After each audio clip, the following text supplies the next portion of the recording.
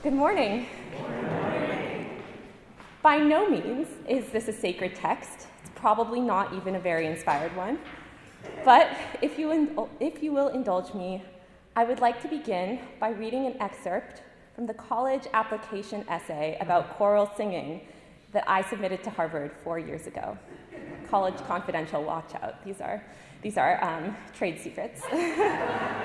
Gazing at the audience from the cramped risers, I could not distinguish my individual voice within the rich, expressive sound around me, but this lack of stardom wasn't disappointing. Rather, I marveled at how the varying ranges and timbres of hundreds of voices blended together, moving and mingling in synchronization. This feeling of belonging, of contributing to something bigger than myself, left me spellbound.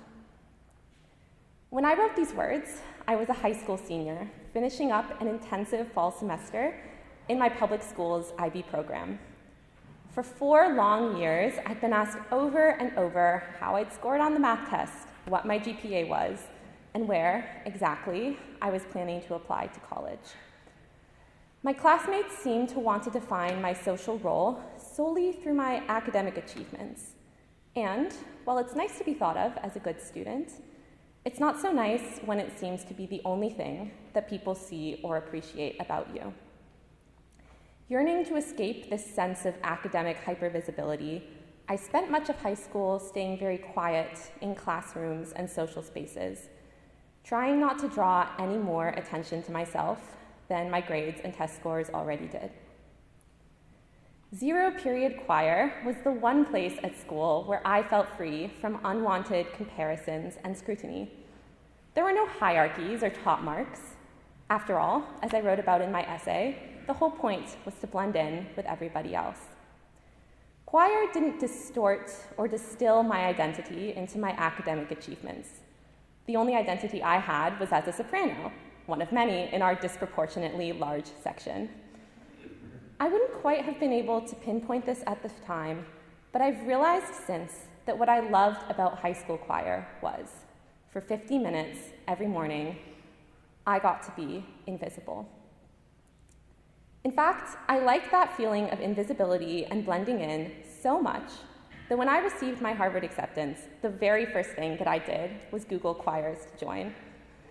Wary of spaces where I would be defined in comparison to others, I feared the rumors that I had heard about Harvard's competitive student culture. Weed-out classes graded on a curve, clubs you had to compete to get into, consulting jobs people began recruiting for their sophomore years. I needed to feel anonymous, invisible, an indistinguishable part of a whole. I needed a choir. Well, lucky for me, when I joined U Choir, I found many of those same things that I had loved about high school choir. We were a large group with a shared goal of blend and a non-hierarchical structure under our benevolent dictator, Ed. But when I look back on my 4 years in this group, the predominant sensation has not been the comforting invisibility of blending in with a crowd. Quite the opposite. More than anything else, I have felt seen. I felt seen when, at my very first U Choir rehearsal ever, U Choir legend, Benji, turned to me with his signature beaming smile and told me that I was doing a good job. I felt seen when, at the end of my first year in the choir, the senior choir secretary at the time, Theodora, invited the other freshmen and I on a special picnic to the Harvard Arboretum just to get to know us better.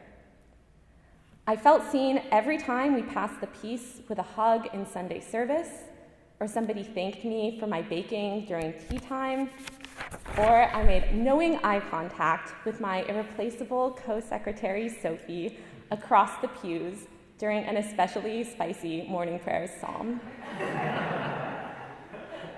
This feeling, which I'll call loving visibility, emanates to and from each of us as we sing together, eat together, laugh during a rehearsal, or cry after a stressful week. In U Choir, we do not just see each other as section mates, co-workers, or even musicians, but as whole humans, each with something incredible and vital to offer. To borrow a phrase from our voice teacher, Frank, it's a beautiful thing. Throughout my time as a choral fellow, I've listened to many morning prayers talks about how God sees and knows each of us in our entirety. Personally, I find this thought comforting, but also incomplete. I believe that in order to be truly happy, we also need to feel seen by the people around us. We need to feel like our diverse talents are noticed, our multifaceted personalities engaged, and our individual voices heard and valued. It is not enough to feel like we always stand out, or like we always blend in. We need both, and we need more. We need to feel lovingly visible.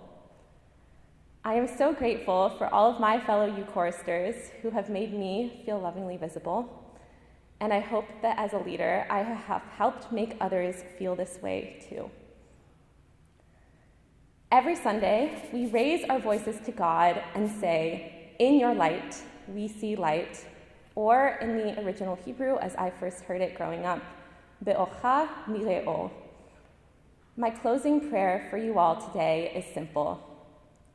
As you leave this place, whether for a day, a summer, or a lifetime, may you always strive to shine your light on others and make them feel seen.